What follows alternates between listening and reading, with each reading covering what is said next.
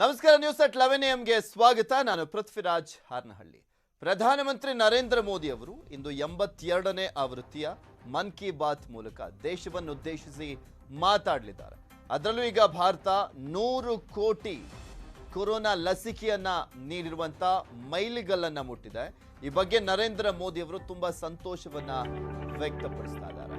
ಅದನ್ನ ಮನ್ ಕಿ ಬಾತ್ ನಲ್ಲಿ ಉಲ್ಲೇಖಿಸಬಹುದು ಎಂಬ ನಿರೀಕ್ಷೆ ಕೂಡ ಇದೆ.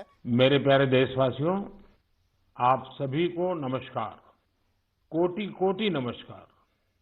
और मैं कोटि कोटि नमस्कार इसलिए भी कह रहा हूं कि 100 करोड़ वैक्सीन डोज के बाद आज देश नए उत्साह, नई ऊर्जा से आगे बढ़ रहा है। हमारे वैक्सीन कार्यक्रम की सफलता भारत के सामर्थ्य को दिखाती है, सबके प्रयास के मंत्र की शक्ति को दिखाती है। साथियों, 100 करोड़ वैक्सीन डोज का आंकड़ा बहुत बड़ा जरूर है, लेकिन इससे लाखों छोटी छोटी प्रेरक और गर्व से भर देने वाली अनेक अनुभव, अनेक उदाहरण जुड़े हुए हैं। बहुत सारे लोग पत्र लिखकर मुझसे पूछ रहे हैं कि वैक्सीन की शुरुआत के साथ ही कैसे मुझे यह विश्वास हो गया था कि इस अभियान को इतनी बड़ी सफलता मिलेगी। मुझे ये दृढ़ विश्वास इसलिए था क्योंकि मैं अपने देश के लोगों की क्षमताओं से भली भांति परिचित हूं। मैं जानता था कि हमारे हेल्थ केयर वर्कर्स देशवासियों के टीकाकरण में कोई कोर कसर नहीं छोड़ेंगे। हमारे स्वास्थ्य कर्मियों ने अपने अथक परिश्रम और संकल्प से एक नई मिसाल पेश की। उन्होंने इनोवेशन के साथ अपने दृढ़ निश्चय से मानवता की सेवा का एक नया मानदंड स्थापित किया। उनके बारे में अनगिनत उदाहरण है जो बताते हैं कि कैसे उन्होंने तमाम चुनौतियों को पार करते हुए अधिक से अधिक लोगों को सुरक्षा कवच प्रदान किया।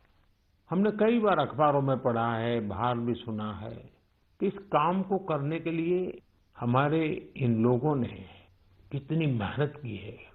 एक से बढ़कर एक अनेक प्रेरक उदाहरण हमारे सामने है। मैं आज मन की बात के श्रोताओं को उत्तराखंड के बागेश्वर की एक हेल्थ वर्कर पूनम नौटियाल जी से मिलवाना चाहता हूं। साथियों, ये बागेश्वर उत्तराखंड की उस धरती से है जिस उत्तराखंड ने 100% पहला डोज लगाने का काम पूरा कर दिया है। उत्तराखंड सरकार भी इसके लिए अभिनंदन की अधिकारी है, क्योंकि बहुत दुर्गम क्षेत्र है, कठिन क्षेत्र है। वैसे ही हिमाचल ने भी ऐसी कठिनाइयों में 100% डोज का काम कर लिया है।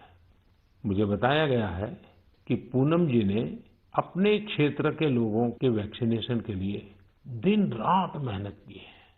पूनम जी नमस्ते। सर प्रणाम। पूनम जी, अपने बारे में बताइए जरा देश के श्रोताओं को। सर मैं पूनम नौटियाल हूँ। सर मैं उत्तराखंड के बागेश्वर डिस्ट्रिक्ट में चामी कोराली सेंटर में कार्यरत हूँ। सर मैं एक एएनएम हूँ। पूनम जी, मेरा सौभाग्य है, मुझे बागेश्वर आने का अवसर मिला था। वो एक प्रकार से तीर्थ क्षेत्र रहा है, तो वहाँ पुरातन मंदिर वगैरह भी मैं बहुत प्रभावित हुआ था। उस सदियों पहले कैसे लोगों ने काम किया होगा। हाँ जी सर। पूनम जी, क्या आपने अपने क्षेत्र के सभी लोगों का वैक्सीनेशन करवा लिया है? हाँ जी सर, सभी लोगों का हो चुका है। आपको किसी प्रकार की दिक्कत का भी सामना करना पड़ा क्या? हाँ जी सर। सर हम लोग जैसे बारिश होती थी वहाँ पे और रोड ब्लॉक हो जाती थी सर, नदी पार करके गए हैं सर हम लोग ना। और सर घर घर गए हैं, जैसे NSCBC के अंतर्गत हम लोग घर घर गए हैं जो लोग सेंटर में नहीं आ सकते थे, जैसे बुजुर्ग लोग और दिव्यांग लोग, गर्भवती महिलाएं, धात्री महिलाएं, ये लोग सर। लेकिन वहाँ तो पहाड़ों पर घर भी बहुत दूर दूर होते हैं जी। तो एक दिन में कितना कर पाते थे आप? सर किलोमीटर के हिसाब 10 किलोमीटर, कभी 8 किलोमीटर। खैर, ये जो तराई में रहने वाले लोग हैं उनको ये समझ नहीं आएगा कि 8-10 किलोमीटर क्या होता है। मुझे मालूम है पहाड़ के 8-10 किलोमीटर मतलब पूरा दिन चला जाता है। हाँ जी। लेकिन एक दिन में, क्योंकि बड़ा मेहनत का काम है और वैक्सीनेशन का सारा सामान उठा करके जाना, आपके साथ कोई सहायक रहते थे कि नहीं? हाँ जी, टीम मेंबर हम लोग 5 लोग रहते सर ना। हाँ। तो उसमें डॉक्टर हो गए, फिर एएनएम हो गई, फार्मासिस्ट हो गए, आशा हो गई और डाटा एंट्री ऑपरेटर हो गए। अच्छा, वो डाटा एंट्री वहाँ कनेक्टिविटी मिल जाती थी या फिर बागेश्वर आने के बाद करते थे? सर कहीं कहीं मिल जाती है, कहीं कहीं बागेश्वर आने के बाद करते थे हम लोग। अच्छा, मुझे बताया गया है पूनम जी कि आपने आउट ऑफ द वे जाकर लोगों का टीका लगवाया। ये क्या कल्पना आई आपके मन में, विचार कैसा है और कैसे किया आपने? हम लोगों ने पूरी टीम ने संकल्प लिया था कि हम लोग एक भी व्यक्ति छूटना नहीं चाहिए, हमारे देश से कोरोना बीमारी दूर भागनी चाहिए। मैंने और आशा ने मिलकर प्रत्येक व्यक्ति के हम लोगों ने गांव वाइज ड्यू लिस्ट बनवाई। फिर उसके हिसाब से जो लोग सेंटर में आए उनको सेंटर में लगाया। फिर हम लोग घर घर गए हैं सर। फिर उसके बाद जो लोग छूटे हुए थे, जो लोग नहीं आ पाते सेंटर में। अच्छा, लोगों को समझाना पड़ता था? हाँ जी समझाया। हाँ जी। लोगों का उत्साह है अभी भी वैक्सीन लेने का? हाँ जी सर। हाँ जी, अब तो सर लोग समझ गए हैं। फर्स्ट में बहुत दिक्कत हुई हम लोगों को समझाना पड़ता था कि ये जो वैक्सीन है सुरक्षित है और असरदार है। हम लोग भी लगा चुके हैं तो हम लोग तो ठीक हैं, आपके सामने हैं। और हमारे स्टाफ ने सबने लगा लिया है तो हम लोग ठीक हैं। कहीं पर वैक्सीन लगने के बाद किसी की शिकायत आई बाद में? नहीं नहीं सर, ऐसा कुछ नहीं हुआ। कुछ नहीं हुआ? जी। सबको संतोष था हाँ जी। कि ठीक हो गया? हाँ जी। चलिए, आपने बहुत बड़ा काम किया है और मैं जानता हूँ ये पूरा क्षेत्र कितना कठिन है। और पैदल चलना, पहाड़ों पे, एक पहाड़ पे जाओ फिर नीचे उतरो फिर दूसरे पहाड़ पे जाओ, घर भी दूर दूर, उसके बावजूद भी आपने इतना बढ़िया काम किया है। धन्यवाद सर, मेरे सौभाग्य सर आपसे बात हुई मेरी। आप जैसे लाखों हेल्थ वर्कर्स ने, उनके परिश्रम की वजह से ही भारत 100 करोड़ वैक्सीन डोज का पड़ाव पार कर सका है। आज मैं सिर्फ आपका ही आभार व्यक्त नहीं कर रहा हूँ, बल्कि हर उस भारतवासी का आभार व्यक्त कर रहा हूँ जिसने सबको वैक्सीन, मुफ्त वैक्सीन अभियान को इतनी ऊंचाई दी, कामयाबी दी। आपको, आपके परिवार को मेरी बहुत बहुत शुभकामनाएं। मेरे प्यारे देशवासियों, आप जानते ही हैं कि अगले रविवार 31 अक्टूबर को सरदार पटेल जी की जन्म जयंती है। मन की बात के हर श्रोता की तरफ से और मेरी तरफ से मैं लौह पुरुष को नमन करता हूँ। साथियों, 31 अक्टूबर को हम राष्ट्रीय एकता दिवस के रूप में मनाते हैं। हम सभी का दायित्व है कि हम एकता का संदेश देने वाली किसी न किसी गतिविधि से जरूर जुड़े। आपने देखा होगा, हाल ही में गुजरात पुलिस ने कच्छ के लखपत किले से स्टैच्यू ऑफ यूनिटी तक बाइक रैली निकाली है। त्रिपुरा पुलिस के जवान तो एकता दिवस मनाने के लिए त्रिपुरा से स्टैच्यू ऑफ यूनिटी तक बाइक रैली कर रहे हैं। यानी पूरब से चलकर पश्चिम तक देश को जोड़ रहे हैं।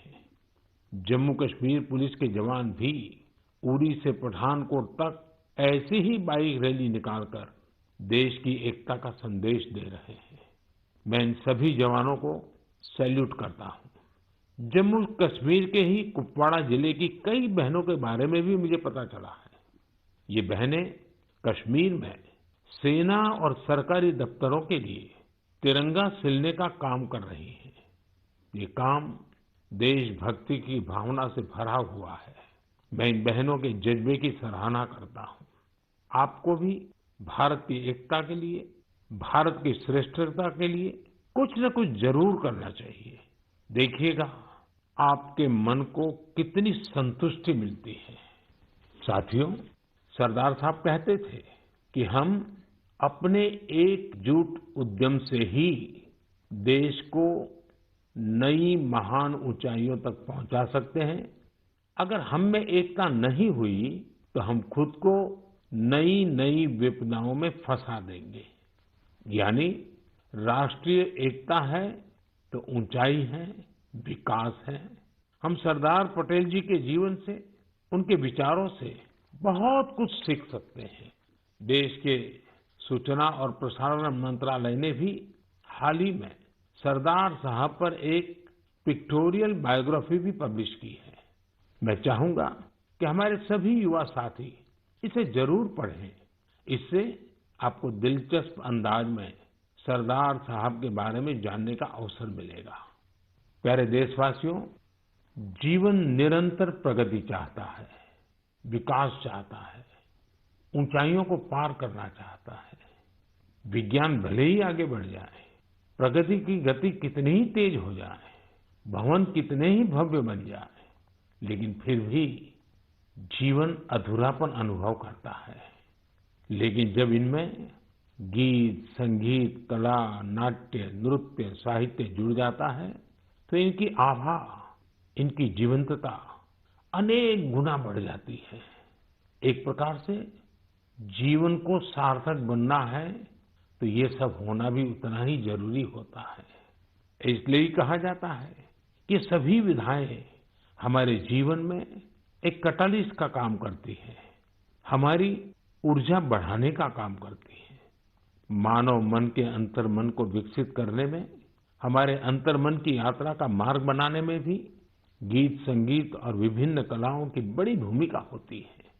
और उनकी एक बड़ी ताकत ये होती है कि इन्हें न समय बांध सकता है, न सीमा बांध सकती है और न ही मत मतांतर बांध सकता है।